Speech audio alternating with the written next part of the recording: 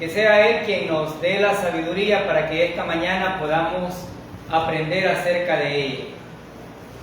Estamos estudiando la segunda carta a Timoteo. Y esto, cuando yo veo el contexto sobre el cual Pablo advirtió, pareciera que Pablo estaba prediciendo el futuro de lo que ahora en las distintas iglesias también se manifiesta. Hay muchas personas, como dice el capítulo 3, que son amadores de sí mismos, que lo único que requieren y lo único que desean es satisfacer sus propias necesidades. Y Pablo advierte sobre eso. Algunos dirán, pero ¿por qué tanta advertencia? Aquí hay dos cosas a considerar dentro de una iglesia. Una de ellas es conocer la verdad y otra es diferenciar entre la verdad y lo que es la mentira. Muchas personas en las congregaciones creen que por estar en una superficie o en un templo y porque van probablemente 2 o 3 veces por semana, ya es suficiente y son salvos. Y dice, yo voy a la iglesia, pero no escudriñan las escrituras, no examinan la verdad. Y hoy por hoy podemos ver que hay una iglesia virtual que invade cada una de las redes sociales y que aparece en la televisión, aparece en la radio y la gente escucha, porque hay personas que están ansiosas de conocer la verdad, pero hay quienes prefieren mejor escuchar las mentiras o no disciernen entre el conocimiento de la verdad. Pablo exhorta a Timoteo a corregir ese tipo de anormalidades en la iglesia, porque es fácil de pronto agarrar una Biblia como algunos pastores y dicen, ¿y en qué va a predicar, hermano? A donde caiga el dedo. Y predican sobre lo que está, pero no predican la palabra del Señor, sino que hablan de aquellos pecados que el hermano o la hermana tiene. Pero Pablo estaba interesado en que Timoteo predicara para edificación de la iglesia. Si algo personalmente yo admiré de la iglesia bautista fue que había un orden sistemático para estudiar la palabra de Dios. No agarramos un versículo de aquí, uno de allá, sino que vamos libro por libro, capítulo por capítulo, versículo por versículo. Y esto no nos permite a ninguno de los que nos paramos aquí utilizar la palabra a nuestro antojo, sino lo que el Señor nos va dando a conocer. Pablo advirtió sobre estos hombres, porque ahora podemos ver que esto es tan real, pero tan real que está en muchas de las iglesias. Pastoras diciendo de que los mete al cielo no importa cuánto sea el precio. Pastores diciendo que traigan los billetes de a 100, los de a 200, y los patea y los bendice, o de pronto el billete habla. Aquellos que van a otro extremo y hacen un show político y se visten del chapulín o se visten de cualquier cosa. Pablo advirtió porque hay un problema en las iglesias. Y ese problema es necesario identificarlo para poder discernir si lo que nos van a predicar es acerca de Cristo o es simplemente un show. Iglesias donde hay luces, que de pronto van a hablar palabra de Dios y empiezan tan, tan, tan, tan, y la gente está contenta, hermano. Cuando Pablo exhorta está animando a cada creyente a poner la mente abierta. Por ahí una hermana decía que le iban a disciplinar por algunas acciones, pero de pronto nos quedamos pensando, ¿quién de nosotros no ha pecado? ¿Quién de nosotros es totalmente santo y puro y no merece ni siquiera que la muerte de Jesucristo esté sobre nosotros? Nadie. Llegar a creer que nosotros merecemos algo es una de las peores ignorancias.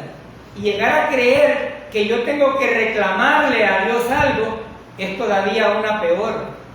Porque ¿quién soy yo para reclamarle al Señor?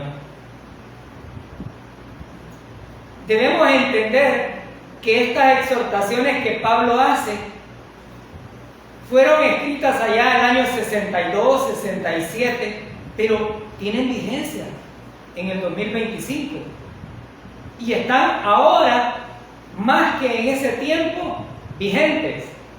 Con esto en mente, vayamos al capítulo 4 de Segunda de Timoteo. En el capítulo 4, Pablo sabe que tiene una condición contra a él y a su ministerio. Número 1, está preso. Número 2, probablemente ya recibió una sentencia. Número 3, ya su edad está pasada y sabe que como todo ser humano va a morir, pero está consciente de que necesita un sucesor, alguien que pueda continuar con ese ministerio. Y él confía en Timoteo. Y aquí vamos a aprender cuán importante es designar o darle la oportunidad a alguien para que pueda enseñar la palabra. Versículo del 1 al 5, y dice: te encarezco delante de Dios y del Señor Jesucristo, que juzgará a los vivos y a los muertos en su manifestación y en su reino, que prediques la palabra, que instes a tiempo y fuera de tiempo, redarguye, reprende, exhorta con toda paciencia y doctrina, porque vendrá tiempo cuando no sufrirán la sana doctrina, sino que teniendo comezón de oír, se amontonarán maestros conforme a sus propias concupiscencias, y apartarán de la verdad el oído y se volverán a las fábulas. Pero tú, sé sobrio en todo, soporta las aflicciones, haz la obra de evangelista, cumple tu ministerio. Pablo inicia este versículo dando una exhortación a su amado hijo Timoteo y le dice: te encarezco, te recomiendo, pero pone dentro de esto una solemnidad, porque le está diciendo: Jesucristo es tu mejor testigo. Cuando nosotros nos paramos aquí, no nos paramos porque hayamos hecho algún mérito, nos paramos por la gracia y la misericordia que el Señor nos da y que hemos recibido. Timoteo en su ministerio había mostrado fidelidad. Desde niño su abuela y su madre habían instruido en la palabra y él tenía claro qué significaba esto.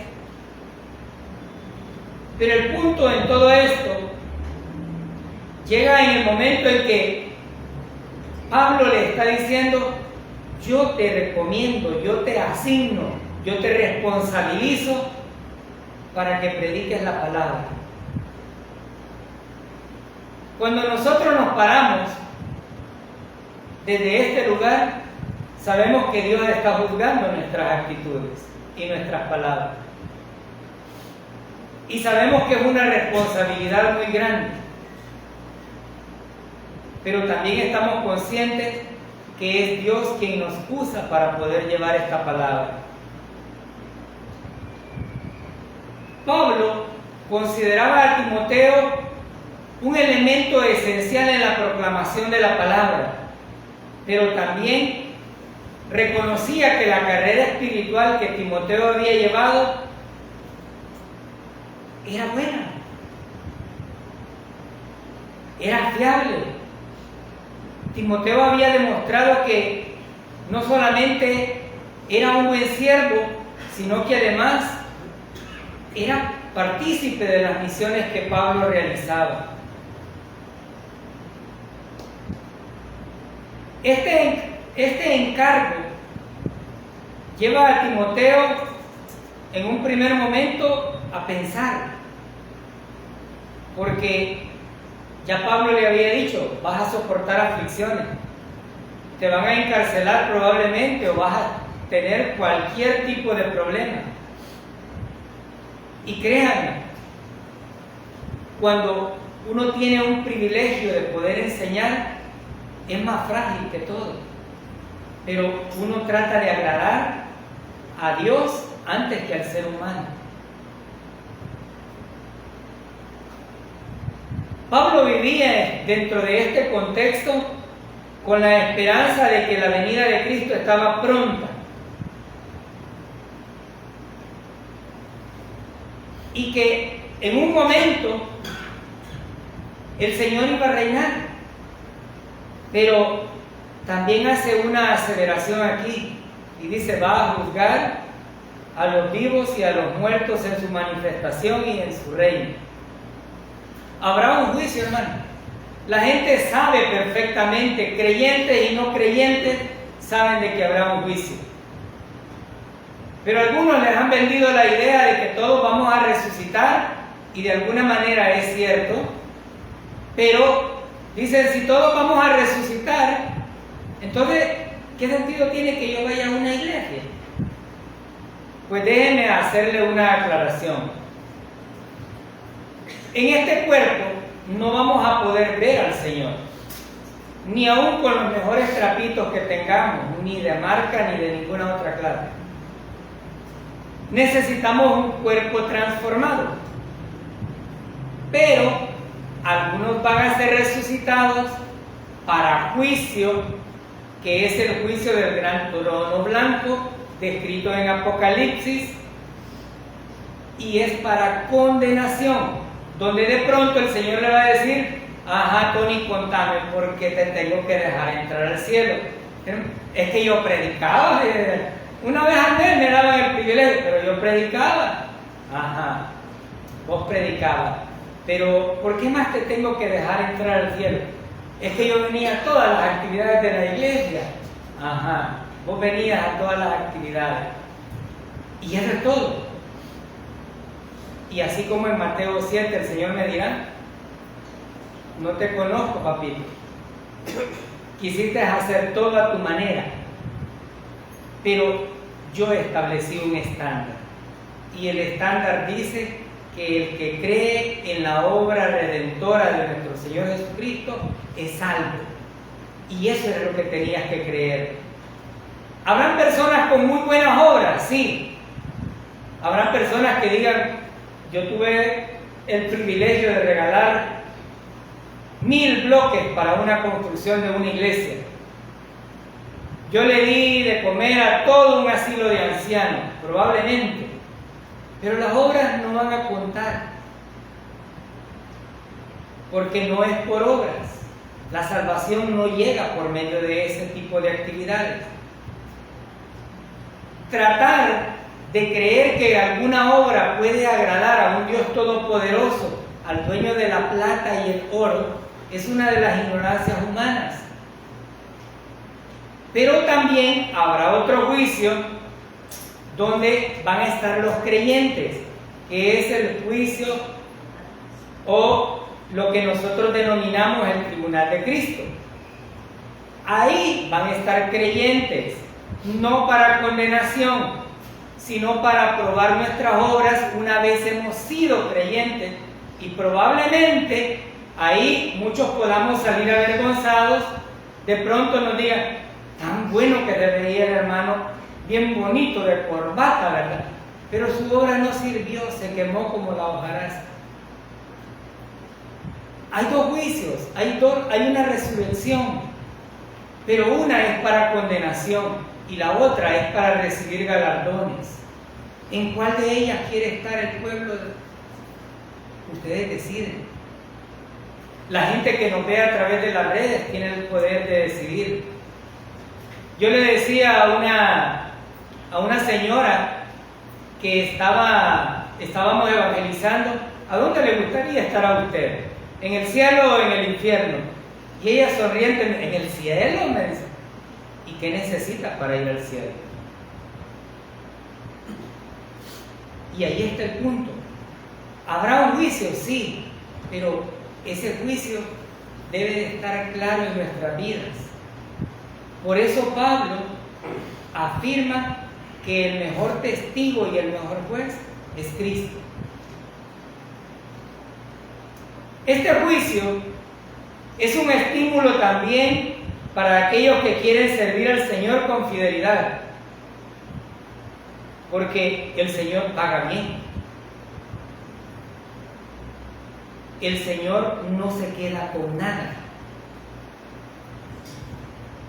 Y no estoy hablando en términos económicos, lo que viene económico ya es añadidura.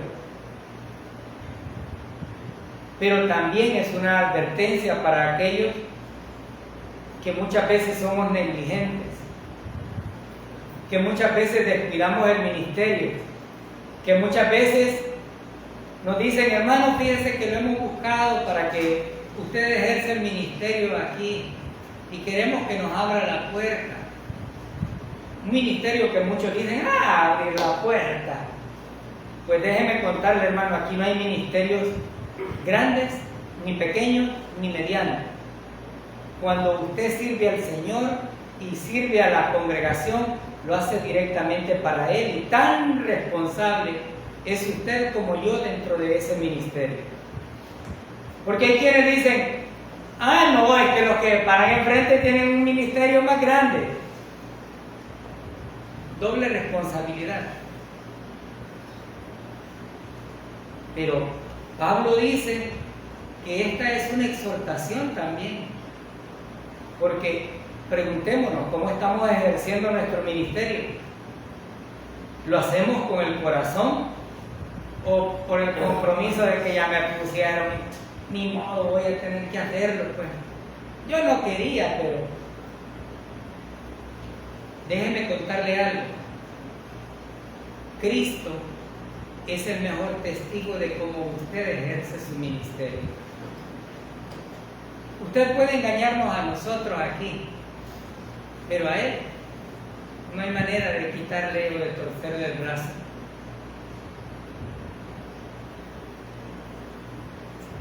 Pablo le dice a Timoteo con mucha propiedad, te encarezco, te asigno la responsabilidad como un predicador. Ya Timoteo administraba la iglesia de Éfeso, pero también ahora iba a tener un ministerio mucho más grande. Esto al mismo tiempo iba a ser la carta de presentación que Timoteo iba a utilizar. ¿Por qué? Porque mucha gente desvirtuaba las predicaciones. Pero el apostolado de Pablo autenticaba el ministerio que Timoteo estaba llevando y el respaldo de Dios Todopoderoso. Y le dice, predica. Y aquí debemos de tomar en cuenta algunos aspectos.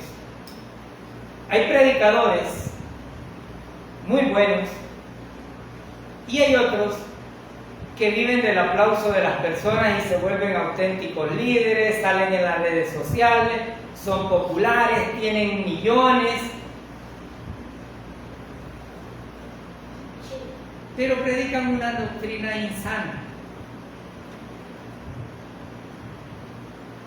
Muchas personas, a mí particularmente, me han dicho, cuando yo les manifiesto que soy creyente, y me dicen que los pastores son mañosos.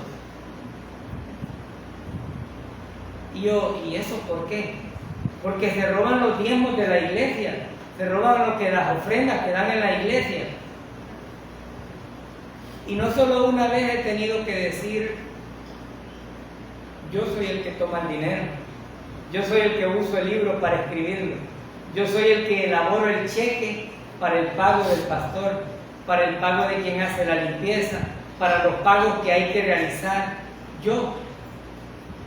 En todo caso, el que estaría robando el dinero sería yo, pero el pastor no toca el dinero. Pero ¿cuántas iglesias tienen pastores de esa naturaleza? Es decir, la generalidad del mundo no determina que todos sean iguales. Entonces, la palabra predicar significa ser fiel a Dios por medio de su palabra, porque es la única manera en la que podemos estar seguros de ser aprobados.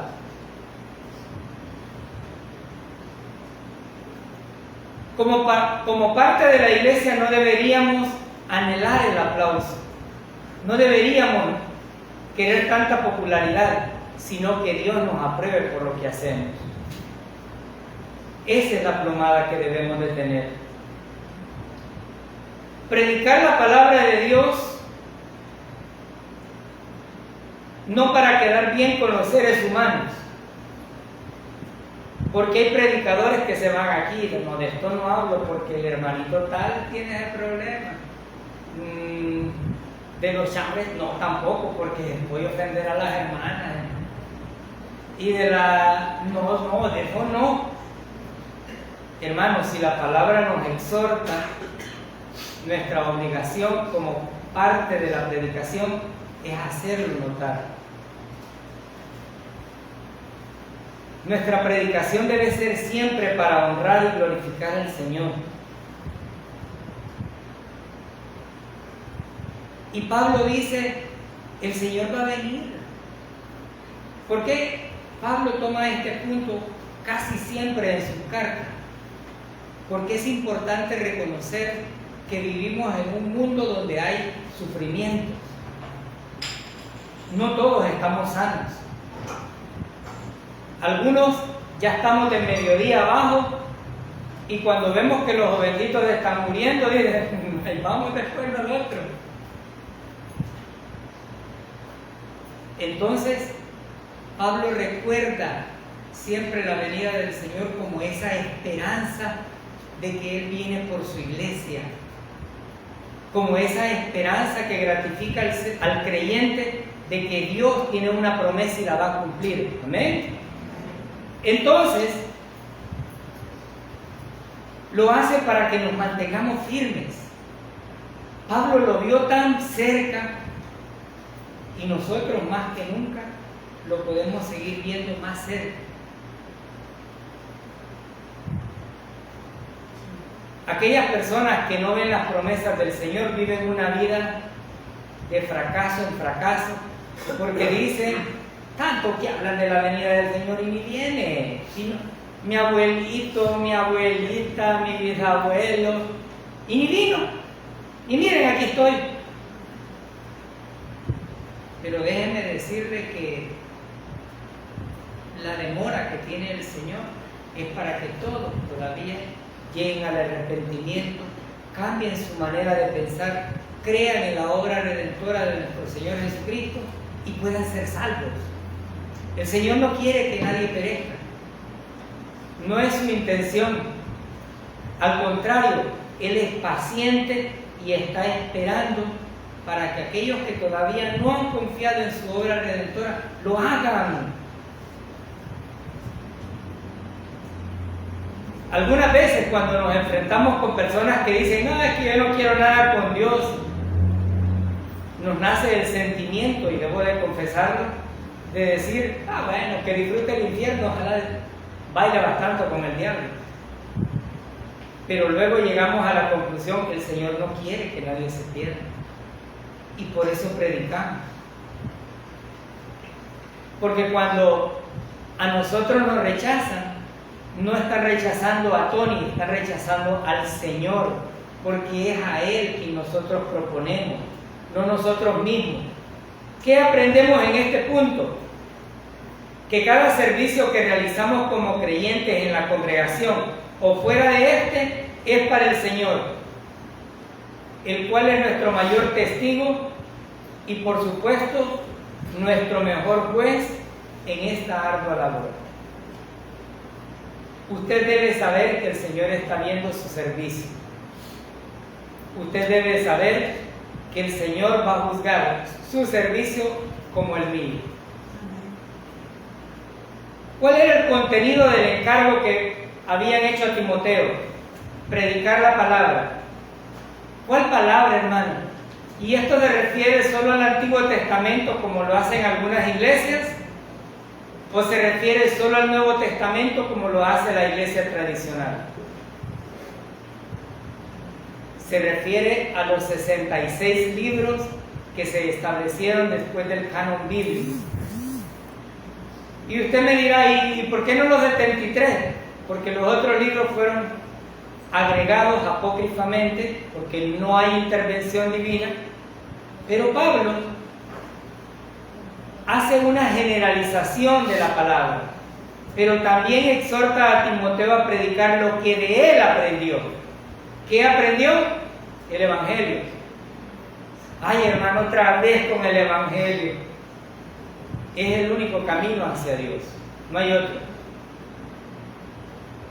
Si usted vino a la iglesia queriendo ser sano y cree que por estar en esta iglesia va a ser sano, déjeme decirle, Dios da como Él quiere y sana como Él quiere, y a quien Él quiere le hace el milagro, pero a quien no quiere, no. ¿Quién más consagrado que Pablo? ¿Yo? No, ni valor tendría de decir. ¿Pero qué le dijo cuando le pidió? Bástate mi gracia.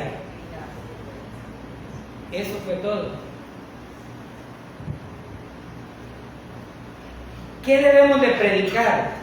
Debemos de predicar la sana doctrina. Pero, hermano, ¿y qué es eso de doctrina? El pastor hacía la invitación para estudiar doctrina. Porque cuando a una persona se le está evangelizando, se le dice, ¿cuál es la doctrina en la cual usted cree? Y la gente dice, doctrina. No, fíjese que yo no fui a la doctrina que dan en la iglesia. No, no es esa doctrina. Yo recuerdo que cuando estaba pequeño, hace barbaridades de años, tenía un tío que nos obligaba a ir a la doctrina y muchos de los sobrinos íbamos porque ahí nos daban fresco con galletas, pero no porque entendiéramos qué significaba. Cuando yo escuché la palabra doctrina dije, ¿será lo mismo? Y les digo, no, no es lo mismo. Edificarnos a través de la doctrina es entender en qué y en quién estamos confiando. Pablo le dice a Timoteo, tienes que ser un predicador de la sana doctrina. ¿Y cómo discernir entre la falsa y la sana doctrina? Pablo está interesado en que la palabra sea predicada.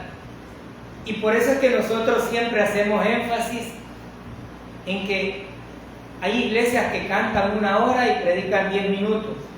Y la gente salió contenta, salió alegre, porque le dijeron que va a ser rico, porque le dijeron que Dios es bueno y que lo va a hacer prosperar en todo lo que quiera.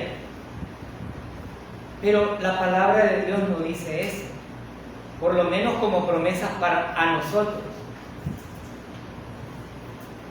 Pablo estaba utilizando el término predicar porque en ese contexto los emperadores utilizaban o asignaban a un heraldo para que éste predicara una ley que el emperador quería dar a conocer y que esta ley se obedeciera.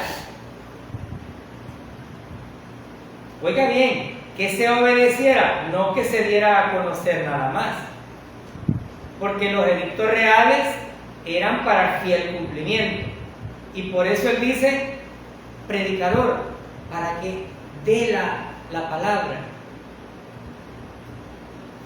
Y la pregunta aquí es, ¿todos recibimos el Evangelio desde la primera instancia?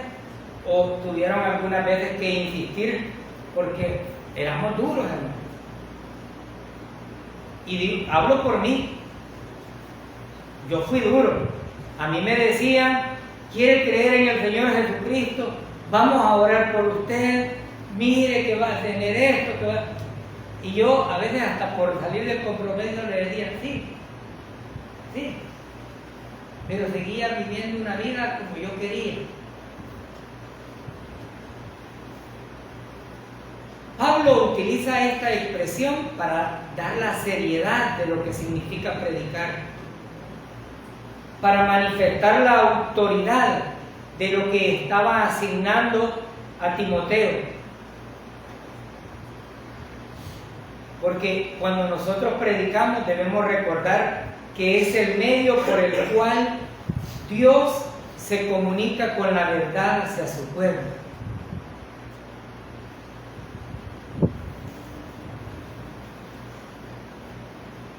Cuando nosotros predicamos, estamos diciendo lo que Dios quiere que usted haga. Esta idea que Pablo utilizó, nosotros la podemos ver en este tiempo. ¿Qué sucede cuando un ministro del gobierno no cumple las órdenes presidenciales? ¿Qué le pasa a este ministro? Le dice, no, está bien, ahí quédate, seguí así, papito. No, lo destituye. ¿Qué sucede en nuestras vidas cuando el Señor nos manifiesta su palabra? Ay, hermano, es que vivir la vida cristiana no es fácil. No es fácil. Nadie dijo que era fácil. Pero se puede, dice Timoteo y Pablo.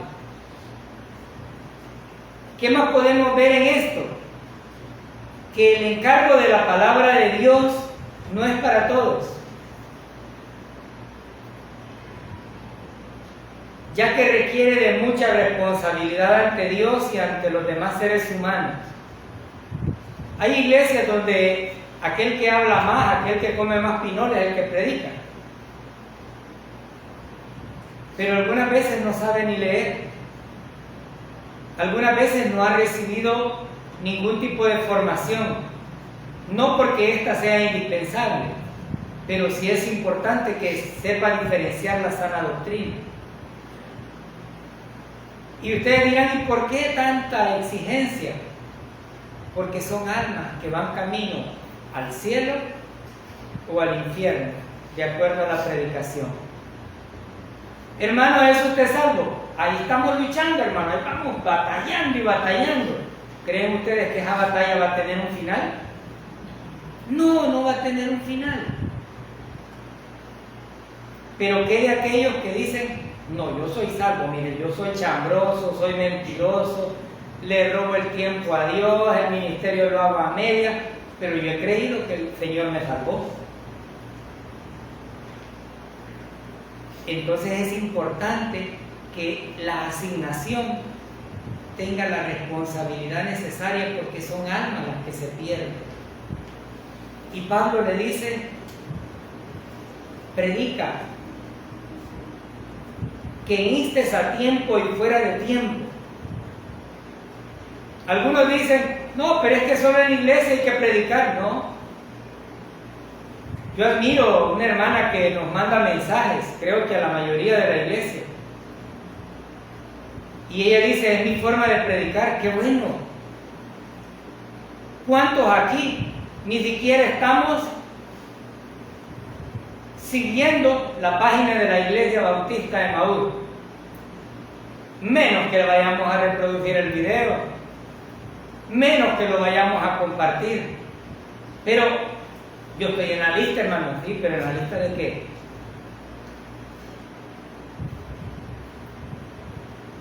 Pablo dijo que instes a tiempo y fuera de tiempo. ¿Cuál es el momento oportuno para esto? No hay un momento oportuno. En cualquier momento. Porque si nos ponemos a esperar ese tiempo, imagínense, la gente en los transportes quiere hablar de fútbol. La gente quiere hablar de política. La gente quiere hablar de la carestía de la vida. Pero del Señor Jesucristo nadie dice, mire, hablemos del Señor Jesucristo. No, nadie quiere hablar de Él. Queremos hablar del chambre más popular, pero de la palabra de Dios, no. Entonces, Pablo nos dice que no importa las circunstancias, el tiempo, el momento en el que nosotros nos encontremos, pero debemos de predicar. Y por eso me encanta la idea de volver a un instituto bíblico y estudiar doctrina. Porque es fácil ser engañado. Porque muchas veces no somos diligentes con la palabra. Y cuando no lo somos, entonces tenemos la posibilidad de caer en el error. Y cuando ya hemos caído en el error, nos volvemos apóstotas de la palabra. ¿Cómo debería desarrollar este encargo Timoteo? Y le dice, redarguye, reprende y exhorta. ¡Wow! A Pablo le dice que tome una labor protagónica, así como él la tomó y se la designa a Timoteo. Pero ¿qué es eso de redarguye? Bueno, es la finalidad del pecador que tiene que corregir aquello que es pecaminoso o que es falso. Es obligación de nosotros decirle que no hay que luchar. Es obligación de nosotros decirle que somos salvos por fe y por la gracia de nuestro Señor Jesucristo. Pero también es una de las finalidades decirle que Dios no nos mandó a pecar, que el pecado debe ser corregido. Yo sé que nadie se levanta una mañana pensando de que hoy va a ser el día que más voy a pecar. No, nadie lo hace. Pero pecamos. Pero cuánta gracia tiene Dios que nos dejó una puerta abierta y dijo, el que confiese sus pecados y se aparte de él, mire, ahí va. Corregir es una acción que no todos los pastores o maestros hacen dentro de las iglesias. Algunas veces por miedo, se va a ir el hermanito y ya no va a dar la ofrenda. Algunas veces porque tenemos temor a que no tenemos una vida adecuada, que no somos el mejor ejemplo. Pero es la función del pastor, es la función del predicador. Y la palabra es la que nos está diciendo que hay que hacer una corrección. En esta iglesia sabemos que somos pecadores perdonados por la gracia del Señor Jesucristo. Que fue por gracia, pero también sabemos que no es que vamos a ir a pecar cuando nosotros querramos. Porque Pablo nos exhortó y nos dijo, perseveraremos en el pecado para que la gracia sobreabunde. Él dijo, de ninguna manera. Entonces, algunos tienen miedo que la iglesia quede sola. Otros tienen miedo de que el compadre se vaya a enojar. Pero a mí me llama mucho la atención Juan capítulo 6, versículo 67. Cuando el Señor estaba predicando y les dijo a la clase religiosa, ustedes son sepulcros blanqueados y el papá de ustedes es el mero Satanás. Y los apóstoles dijeron, Señor, todos están yendo. ¿Qué les contestó él? ¿Te quieren ir ustedes también? Pero hubo uno que dijo, Señor, ¿a quién iremos si solo tú tienes palabras de vida eterna?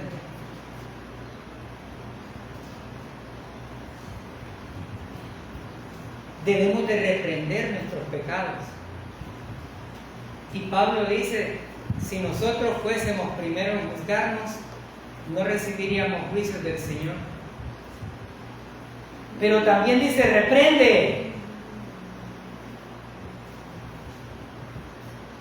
Algunos pastores reprenden y ponen una silla o una banquita aquí al frente y lo ponen en disciplina. Hermano, usted tiene un mes de disciplina.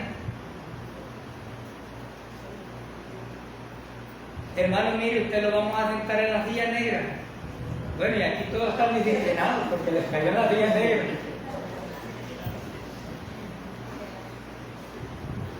Pero confrontar el pecado no es fácil, porque no aceptamos nuestros errores. Todos nos escudamos en decir, Dios me tentó. ¿Y qué dice Santiago? Cuando alguno es tentado, no diga que es tentado de parte de Dios, porque Dios no puede ser tentado por el mal, ni Él tienta a nadie. ¿De dónde viene nuestra tentación? De aquí, de esta carnota que quiere más.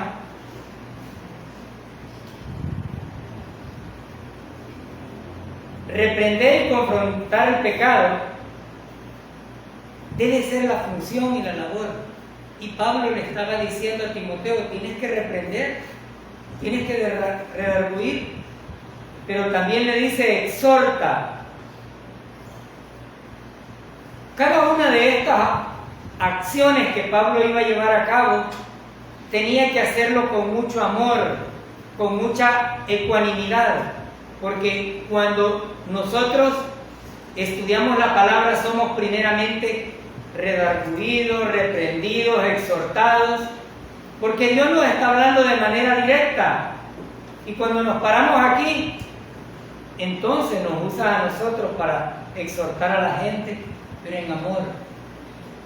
Porque así como usted peca, yo también voy a pecar.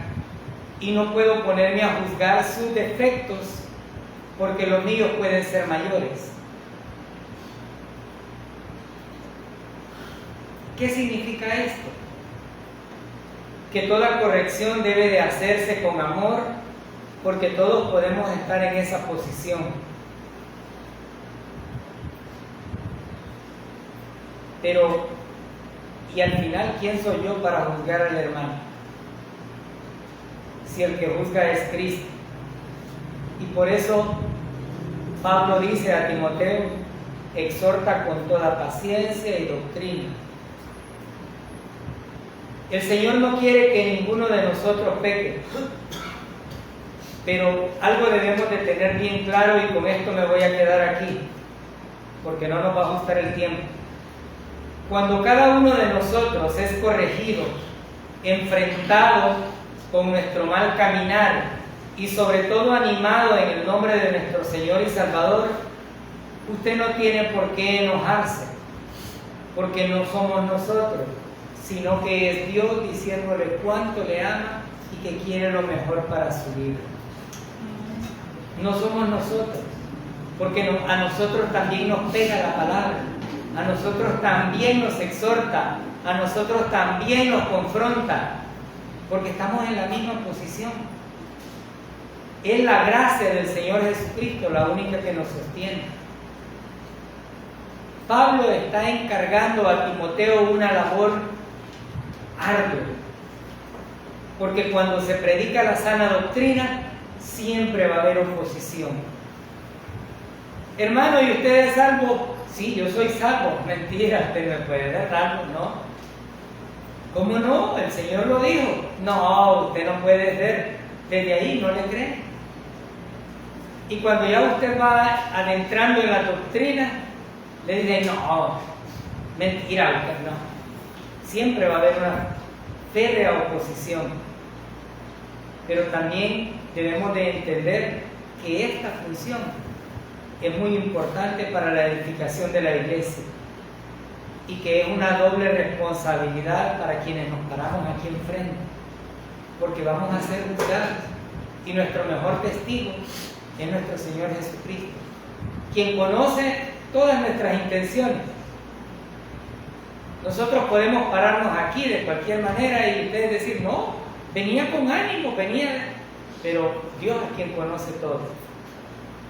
Que sea ese Dios el cual nos dio el regalo de la salvación, el que busque cada una de nuestras actitudes. Y por eso nosotros no nos cansamos de decir, tal como Pablo le dijo a Timoteo, predica la sana doctrina y el evangelio, porque es el único camino que lleva a la salvación. Fue Cristo quien murió en la cruz por nuestros pecados, fue Él, el justo, por mí, injusto. La sangre del Cordero de Dios es el único que quita el pecado del mundo. Y aquel que cree en ese sacrificio es salvo. Y para aquellos que nos ven por internet, deben de tomar en cuenta esto. De nada serviría prepararnos vivir una vida para tener todos nuestros lujos y vivir cómodamente en esta tierra si al final vamos a perder el alma. Si nuestro espíritu va a ser condenado. Pero qué mejor cosa es pensar en lo que tenemos aquí, pero es mucho mejor saber que tenemos algo preparado en el cielo para nuestra morada celestial. Confiados en eso, oremos. Amado Padre Celestial, Dios Todopoderoso, le agradecemos infinitamente, Señor, por el privilegio que nos da día con día de estudiar su palabra.